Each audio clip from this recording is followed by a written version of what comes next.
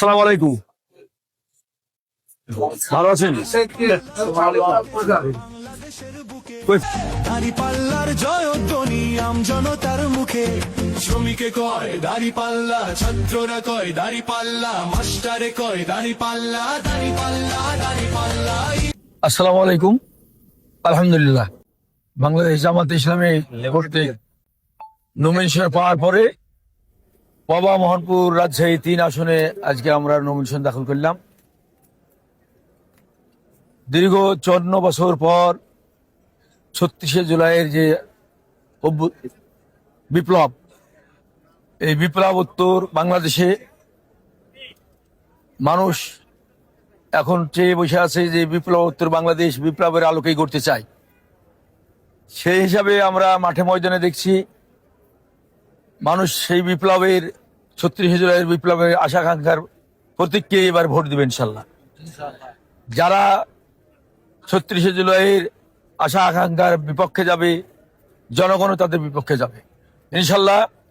বাংলাদেশ জামাত ইসলামী 36 জুলাইকে চেতনায় ধরে সারা বাংলাদেশে কাজ করে যাচ্ছে।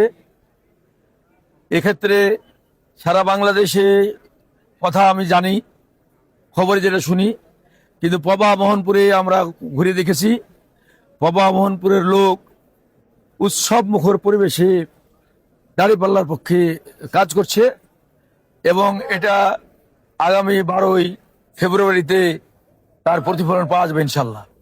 নির্বাচনী এলাকায় সার্বিক পরিবেশ পরিস্থিতি কেমন দেখছে? সার্বিক পরিবেশের পরিস্থিতি এখন লেভেল প্লেইং ফিল্ড হয়নি মনে করছি আমি।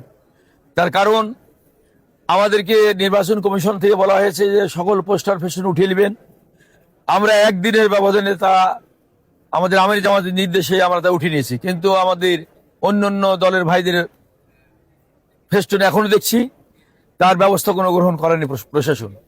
আমরা ইতিমধ্যেই আমরা প্রচার প্রপাগান্ডা বন্ধ করে দিয়েছি, আমরা লিফলেট বিতরণ বন্ধ করেছি, আমরা র্যালি বন্ধ করেছি, কিন্তু অন্যান্য ভাইরা লিফলেট বিতরণ গতকালকে লিফলেট দিয়ে তারা ভোটের প্রচারণা করেছে এবং জনসভা করে তারা ভোটের প্রচারণা করছে। এটা প্রশাসন জানে, তারপরেও এটার কোনো ব্যবস্থা হয় নাই। এক্ষেত্রে আমরা মনে করছি যে এখনো লেভেল প্লেইং ফিল্ড হয় নাই। এরপরে আমরা লক্ষ্য করছি তারা গ্রামে গ্রামে যাচ্ছে, সাধারণ ভোটারদের ভয় দেখাচ্ছে যে তোমরা যদি এবার ধানের শীষে ভোট না দাও, ভোটের পরে গ্রামে থাকতে দেবো না, এ ধরনের কথাবার্তা তারা বলছে। আমরা জনগণকে এ ব্যাপারে আশ্বাস প্রদান করছি যে ইনশাল্লাহ ভোট আসতে আসতে পরিবেশ অনেক ঠান্ডা হবে, ভোট আপনারা দিতে যাবেন, প্রশাসন ইনশাল্লাহ আপনাদের পক্ষে থাকবে, এটা জনগণকে আশ্বস্ত করছে। কিন্তু তারা এই উস্কানি দিতেই আছে। এই জন্য আমরা বলতে চাই প্রশাসনকে বিষয়টি লক্ষ্য রাখার জন্য।